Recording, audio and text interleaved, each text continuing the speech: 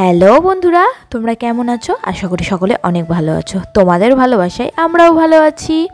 দেখো, সকালে ঘুম থেকে উঠেই চলে আসি আমি আমার রান্নাঘরে, কারণ সবার প্রথমে আমি আমার রান্নার জায়গাটা পরিষ্কার করি, তারপরেই সংসারের সমস্ত কাজ শুরু করি। তো আজকে বেশি বাসন ছিল না, অল্প কয়েকটা ছিল, কারণ রাতের বেলায় আমি বেশি বাসন ধুয়ে রেখেছি, সেই জন্য আজকে অল্প কয়েকটা বাসন আছে। তো সেগুলো এখন ধুয়ে নেব। তার আগে কালকে রাতের না একটা রুটি ছিল, তো সেটাই আমি এই লাল টিফিন বাটিটাতে রেখে দেবো আর কি। যে বাটিটাতে রুটি আছে সেই বাটিটাতে না আমি ভাতের ফ্যানটা গেলি, সেই জন্য রুটিটা আমি এটার উপরে রেখে দিলাম।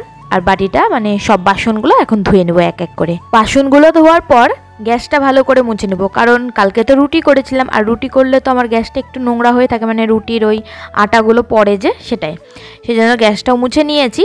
আর আজকে ভাবলাম বেসিনটা একটু পরিষ্কার করি, অনেক দিন হলো বেসিনটা না ভালো করে একটু পরিষ্কার করিনি। তো সেই জন্য এখন সার্ফ দিয়ে ভালো করে কসবাইট দিয়ে ডলে ডলে এখন পরিষ্কার করে নেব। আর সার্ফ এক্সেল আর কসবাইট দিয়ে না পরিষ্কার যদি করি খুব সুন্দরভাবে পরিষ্কার হয়। দেখো আমার এখন ধোয়া হয়ে গেল। আর কলের মুখটা জানো তো আমি অনেকবার পরিষ্কার করার চেষ্টা করেছি, তবে পরিষ্কার হয়নি, কারণ ওইটা আয়রনের দাগ পড়ে গেছে আর উঠতে চায় না। অনেকবার আমি চেষ্টা করেছি কসবাইট দিয়ে ডলে ডলে পরিষ্কার করার, কিন্তু কিছুতেই পরিষ্কার হয় না। আর দেখো এই বাজার করার ব্যাগগুলো বের করছি, এইখানে না ইঁদুর পটি করে রেখে দিয়েছে। আমার এত রাগ উঠে, প্রত্যেক দিন আমি ঝাড়ি আর প্রত্যেক দিন ইঁদুরের পটি বেরাই। আমি ভাবলাম ব্যাগগুলো যখন বেরই করলাম তখন জায়গাটাও ভালো করে ঝাড় দিয়ে দিই। আর তারপরে এই জায়গাটাতে মানে এখানে তো আমি বাসনের ঝাঁকা রাখি, আজকে না ইঁদুর মরার মতো গন্ধ খুব বেরাচ্ছে। আমি সকালে উঠে আগে সমস্ত রান্নার জায়গাটা পরিষ্কার করলাম, দেখলাম কোথাও যদি ইঁদুর মরা পড়ে থাকে, এত গন্ধ বেরাচ্ছে তোমাদের কি করে বলবো। আর রান্নার এই জায়গাটুকুটার মধ্যে গন্ধ বেরাচ্ছে, সেই জন্য আমি এখানে ভালো করে দেখলাম কিন্তু পেলাম না। তাই যখন সব কিছু পরিষ্কার করলামই, আমি ভাবলাম একটু মুছেও নিয়ে এগুলো। তো মুছে নিয়েছি। এখন আমি তো ঘর মুছা নুড়ি দিয়েই মুছি, তবে যেদিন তারা থাকে সেদিন আমি এই লাঠিটা ইউজ করি, কিন্তু আজকে তারা ছিল না। তবে এই জায়গাটাতে না এত নোংরা পড়েছিল, মানে কিচকিচা হয়েছিল, সেই জন্য আমি ভাবলাম ওই নুড়ি দিয়ে মোছার থেকে আমি লাঠিটা দিয়ে মুছি, খুব পরিষ্কারও হয়ে যাবে আর তাড়াতাড়ি হয়ে যাবে মোছাটা। তো দেখো ঝাঁকার সম্পূর্ণ বাসন আমি ধুয়েছি জানো তো। তারপর সব ঘর মুছে স্নান ধান করে চলে এসেছি আমার গোপুসোনার কাছে। গোপুসোনাকে দেখো একটা ছোট্ট ড্রেস পরিয়ে দিয়েছি, এটা এর আগের বছর গোপুসোনার গরমে কিনেছিলাম। তো কেমন হয়েছে বলো। আর আজকে আমি স্নান করতে করতে জল চলে গিয়েছিল, সেই জন্য ঠাকুরের জল ছিল না, অল্প ছিল। তাই আমি ভাবলাম গোপালকে একবার সেবা দিয়ে দিই, পরে আবার রান্নাবান্না করার পর গাটা ধুয়ে নাইটিটা চেঞ্জ করে পরে আমি পূজা করে নেব, আর জলও চলে আসবে ততক্ষণে। তারপরে তোমাদের দাদাভাই চলে গেল এখন কাজে, আর ও কিছু খায়নি, আমিও কিছু খাইনি এখনো পর্যন্ত। খাইনি কারণ ওর কালকে রাত থেকে প্রচণ্ড গ্যাস হয়ে গেছে, আর ওর গ্যাসটা না খুব বেশিই হয়। তো ও বললো এখন আমি আর কিছু খাবো না, শুধু একটা মুখে বিস্কুট দিয়ে চলে গেল। আর তারপরে জল আসার পর এই দেখো এই ড্রামটা প্রচণ্ড পরিমাণে নোংরা হয়েছিল, কারণ এই জলটা তো আমরা প্রত্যেক দিন ইউজ করি, খুব বেশি 3 থেকে 4 দিনের মধ্যে আমি পরিষ্কার করার চেষ্টা করি, কিন্তু আজকে 5 দিন হয়ে গেল আমি পরিষ্কার করিনি। আর নিচে পুরো শ্যাওলা পড়ে গিয়েছিল, সেই জন্য ড্রামের সম্পূর্ণ জল ফেলে ওর মধ্যে সার্ফ দিয়ে কসবাইট দিয়ে ভালো করে পরিষ্কার করে নিয়েছি। আর এখন এটা জল ভরতে রেখে দিলাম। আর দেখো আজকে না আমাদের এদিকে খুব বৃষ্টি হচ্ছে, খুব বলতে এখন মানে বৃষ্টিটা শুরু হলো, আজকে সারাদিন বৃষ্টি হবে শুনলাম। এই দেখো হাওয়াও হচ্ছে, ঠান্ডাও ওয়েদার পড়েছে। আর আমি জানলাটা লাগিয়ে দিয়েছি, কারণ ইঁদুর মরার এত গন্ধ বেরাচ্ছে, এই জানলাও লাগিয়ে দিয়েছি, শুধু ওই তার কাটা আছে যে ওই জানলাটা খোলা রেখেছি। যেই নাইটিটা আমি পরেছিলাম সকাল থেকে, ওই নাইটিটা না খুব নোংরা হয়েছিল, তো আমি কিছুদিন পরপরই গরম জলে নাইটি কেচে নিই, কারণ আমি তো আর প্রত্যেক দিন সার্ফ দিয়ে নাইটি কাচি না। তাই আজকে দেখলাম হাতে যেহেতু সময় আছে, নাইটিটা আমি ভিজিয়ে দিলাম। স্নান করার সময় না মানে ভিজাইনি, রেখে দিয়েছিলাম, তো নাইটিটা ভিজিয়ে দিলাম। তার সাথে চাদরও ছিল, চাদরটাও খুব নোংরা হয়েছিল, এই যে চাদরটা দিয়ে দিলাম। এটা তো পুরো গরমে আমরা বিছানাতে এই চাদরটাই পাতি, কিন্তু চাদরটা না ছিঁড়ে ছিঁড়েও গেছে, জানি না এই গরমটা আমরা কাটাতে পারবো কিনা। আর তোমাদের দাদাভাইয়ের একটা প্যান্ট ছিল আর একটা গেঞ্জি ছিল, যেটা গেঞ্জি পরে কাজে যায় ও, তো সব কটা একবারে গরম জলে ভিজিয়ে রেখে দিলাম। এটা একটু ভিজুক, তারপর কাজ। কাল থেকে বৃষ্টির জন্য বাজারে যেতে পারলাম না, তাই একটু বৃষ্টি কমতে আমি বাজারে গিয়েছিলাম, বাজার থেকে এই মালপোয়াগুলো এনেছিলাম। আমাদেরকে তো এখানে কেউ মালপোয়া করে দেওয়ার মতো না, আর আমি নিজে পারিও না, তাই বাজার থেকেই কিনে এনেছিলাম। বেলা 1টার দিকে আমি বাজারে গিয়েছিলাম, আর তোমাদের দাদাভাইও কাজ থেকে চলে এসেছে। আর বাজারে সেরকম মাছও ছিল না, কারণ সব শেষের দিকে। তো এই মাছগুলো পেয়েছি, 5-6টা পিস করে দিল।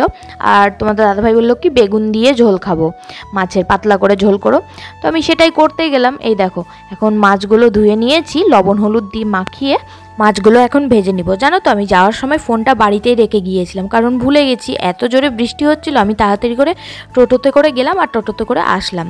আর বাজারে সবজির দাম আজকে এত কম, জানি না কেন, বৃষ্টির জন্য না কি কারণে।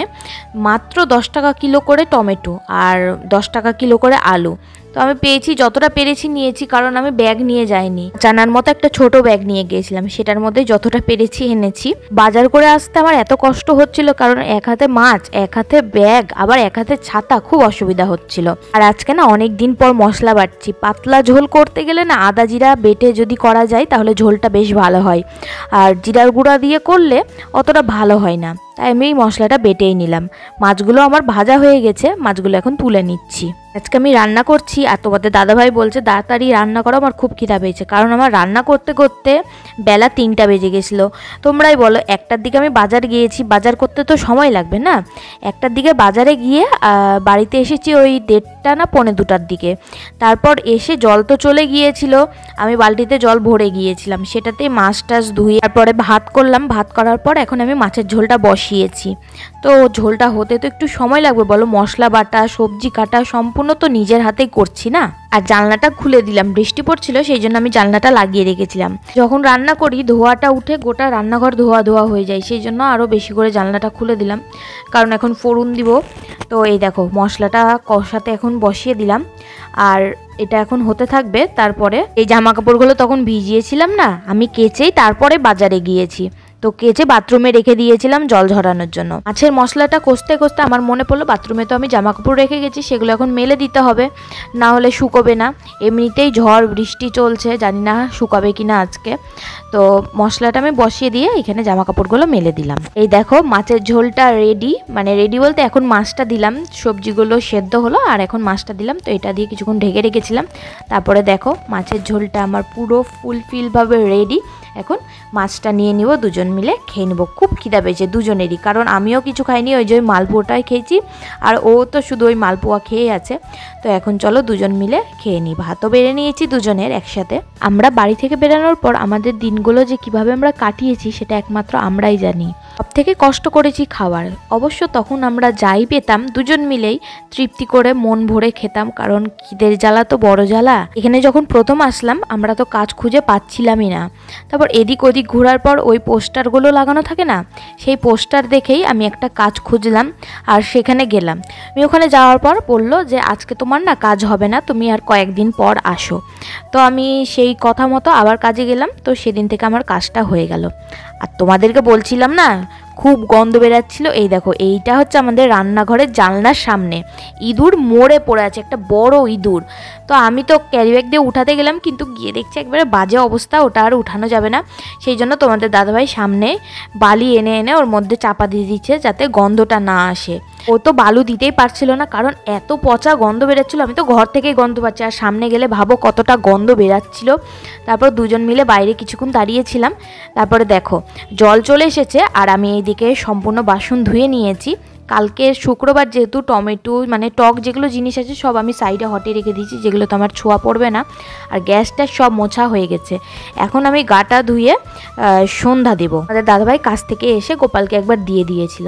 তো আমি গা ধুয়ে নাইটি চেঞ্জ করে এখন সন্ধ্যাটা দিয়ে দিচ্ছি। আর গোটা ঘরে ধূপ জ্বালিয়েছিলাম জানো তো, সেই জন্য গোটা ঘর ধোয়া ধোয়া হয়েছিল। আর একটা কেক এনেছিল আমার জন্য। এই কেকটা আমি খুব বেশি খেতাম আগে, তোমরা হয়তো ভিডিওতে দেখলে বুঝতে পারবে। তো তোমাদের দাদাভাই এনেছে, দুজন মিলে এখন কেকটা খাবো। তুমি রেডি হয়েছো, কোথায় যাবা? বিয়ে করতে। বলো না কি আনবা। শোনো শোনো কি আনবা, কি খাবা বলছো না, বলো। তুমি বলো কি আনবা। সিঙ্গারা আনবো, সিঙ্গারা। ঠিক আছে আনো তাহলে। আর কি খাবা? আর কিছু না, একটু চা করে খাওয়াবা। চা কে করবে? তুমি।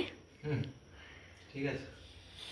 সিঙ্গারা আনতে গিয়ে অনেক কিছু নিয়ে চলে এসেছে, সিঙ্গারা, স্যান্ডউইচ আর ভেজ কাকলেট। সাথে আমি লাল চা করে নিয়েছি দুজনের জন্য। ভেজ কাকলেটটা একটু খেয়ে দেখেছি, দেখো ভাঙা আছে, খুব একটা ভালো না খেতে, আমার একদমই পছন্দ হয়নি।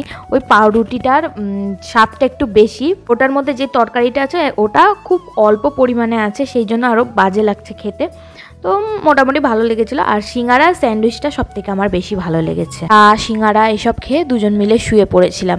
এখন বাজে রাত 11টা। তো ও বলল যে এগুলো খেলাম যেহেতু আর তুমি রুটি করো না, কারণ এমনিতে গ্যাস হয়ে গেছে এগুলো খেয়ে।